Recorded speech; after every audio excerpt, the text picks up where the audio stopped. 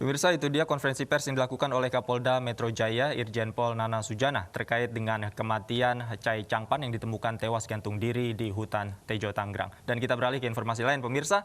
Vaksin COVID-19 sebentar lagi hadir. Kini sejumlah rangkaian uji coba vaksin hampir berbuah hasil. Masyarakat Indonesia bergilir akan mendapatkan vaksin.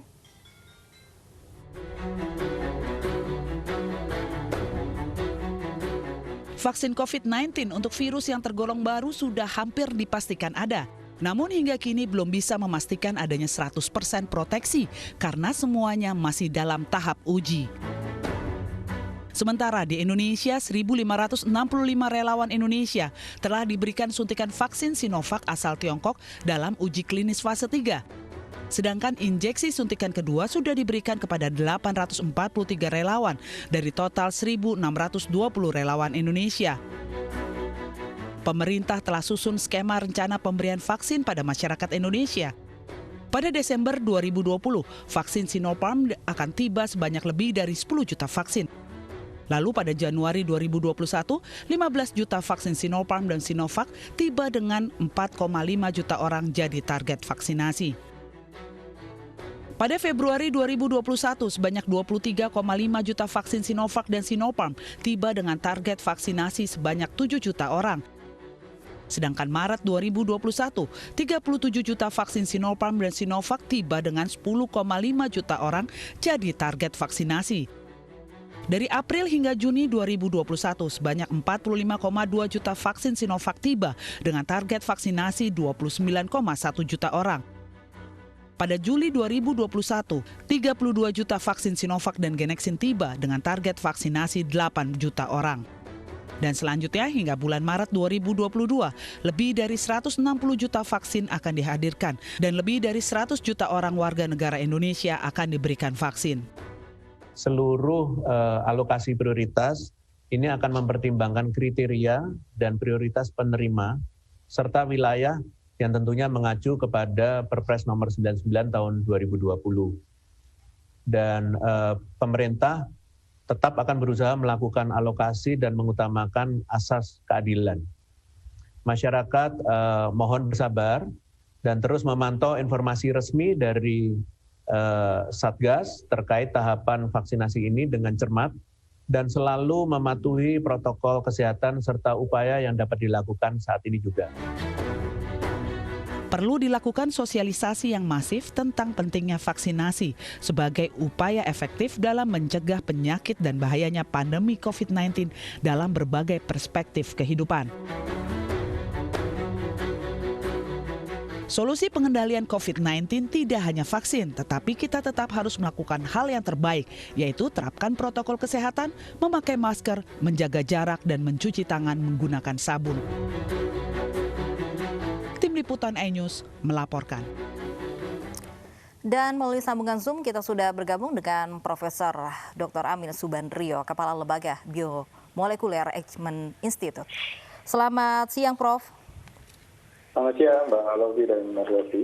Prof, ini vaksin Sinovac dan Sinopharm ini yang nantinya akan diterima masyarakat Indonesia. Apakah memang betul-betul bisa dikatakan efektif dan siap diterima oleh masyarakat?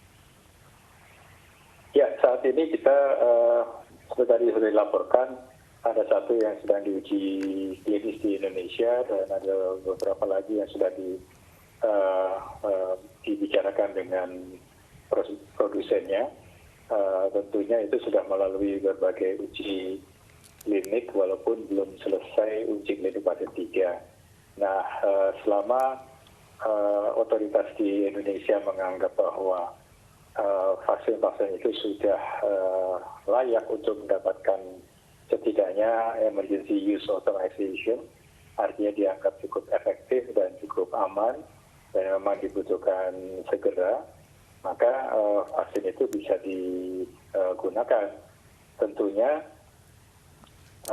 fase uji klinis fase 3 yang belum selesai harus tetap dilakukan untuk memantau sekali lagi masalah efikasi dan safety-nya.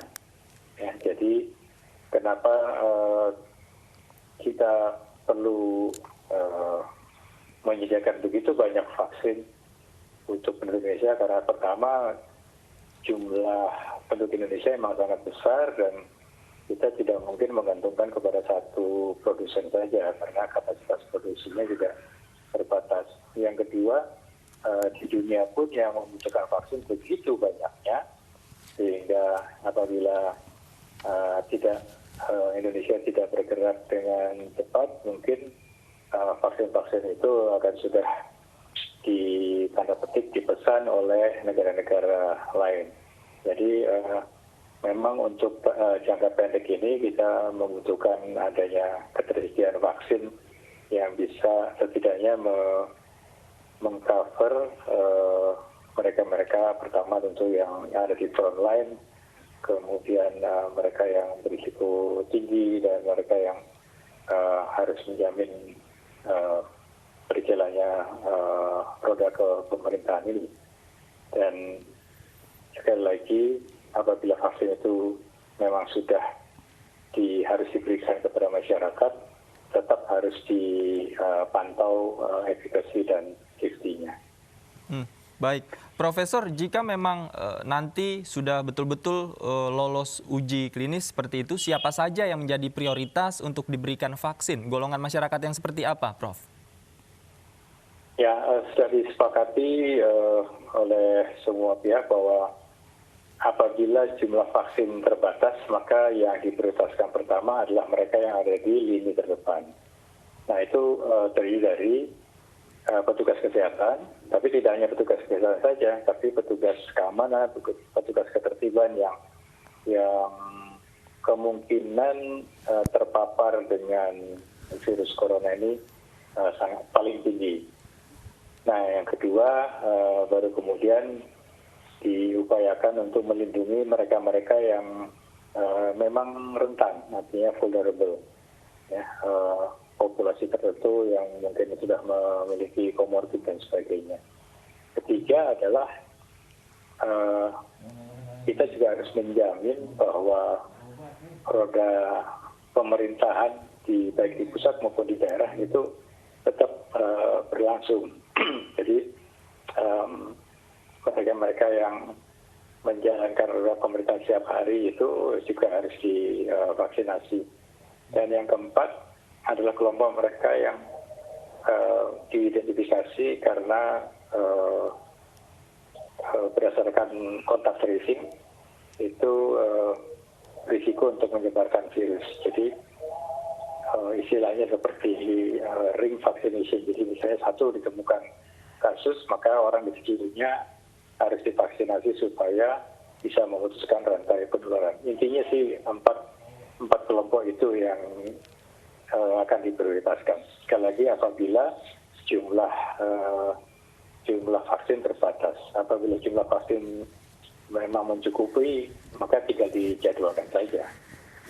Baik, jika tadi Prof mengatakan bahwa memang uji klinis masih dilakukan, begitu melihat situasi saat ini, kapan vaksin tersebut mulai sampai ke masyarakat? Yang sudah berjalan saat ini tentu harus diselesaikan sampai sekitar 6 bulan dari penyuntikan pertamanya, ya. Jadi kalau penyuntikan pertama itu bulan Agustus kalau saya tidak salah, maka penyelesaiannya mungkin 6 bulan dan juga ditambah kapan yang terakhir disuntikannya, jadi sekitar 6 sampai 8 bulan dari sekarang.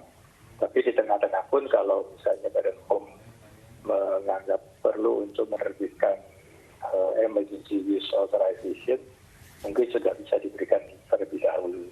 Nah, vaksin-vaksin yang diperoleh dari luar negeri itu tentunya juga harus mendapat jaminan dari pembuatnya bahwa itu sudah memenuhi persyaratan efficacy dan safety, serta dari pemerintah yang bersangkutan sudah mendapatkan otorisasi untuk dipakai dalam keadaan emergency, ya. Jadi emergency use authorization itu setidaknya sudah diberikan oleh pemerintah setempat, kemudian mendapatkan approval dari otoritas di Indonesia. Nah, kalau lihat jadwalnya itu mungkin ya awal tahun depan barangkali ya kita bisa mulai vaksinasi. Baik, terima kasih Profesor Amin Subandrio. Mudah-mudahan vaksinnya juga cukup untuk seluruh masyarakat di tanah air. Terima kasih Profesor, selamat siang.